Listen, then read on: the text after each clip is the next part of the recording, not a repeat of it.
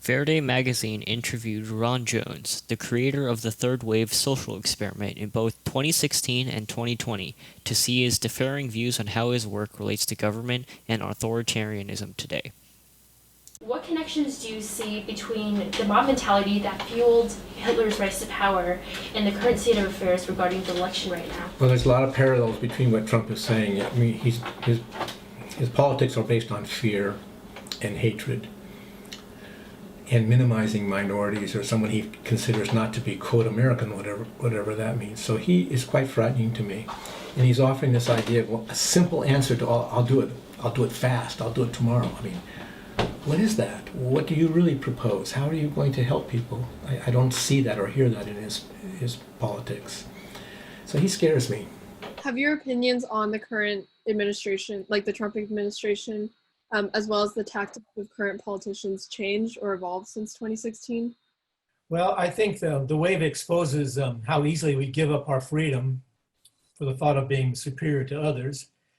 I think it illustrates how small answers, short answers, and feeling a part of a group are endemic to our natural instincts, and how once we're a part of a group, we want to defend that group.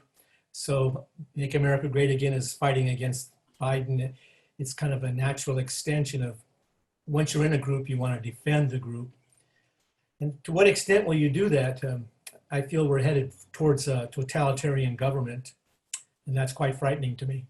Can you explain some of what are your thoughts on the stuff that's going around in Donald Trump's head while he's... Well, again, I know, oddly enough, from this third wave experiment, that he is fearful of others now. He's afraid. He's paranoid. He's trying to sustain and control power by excluding and hurting others that he feels is a threat to him. Anyone that threatens him, he lashes out at. You hear that in his voice? Anyone who threatens, lash out. There's no inclusion. There's no welcoming of odd ideas or even solutions. It's all based on fear. Inside, they're feeling paranoia. They're afraid of losing power. That's the paramount thing that's jumping into their head. And you're afraid of chaos. You're afraid of the unknown. So order and discipline give you at least a sense of compliance, where we're going. Once you open that door to confusion, then anything can happen.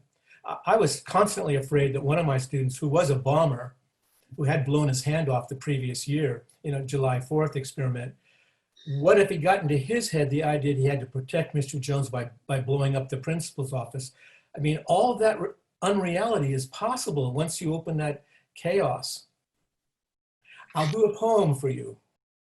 There is a moment in time, that comes to everyone. This moment in time, it's not expected. Something is wrong. Injustice right in front of you. What will you do this moment that is here today? Will you speak out loud or pray it away? This moment, the choice you must make, for silence and fear, or risk that will take you to freedom, freedom. What will you do? There is a moment.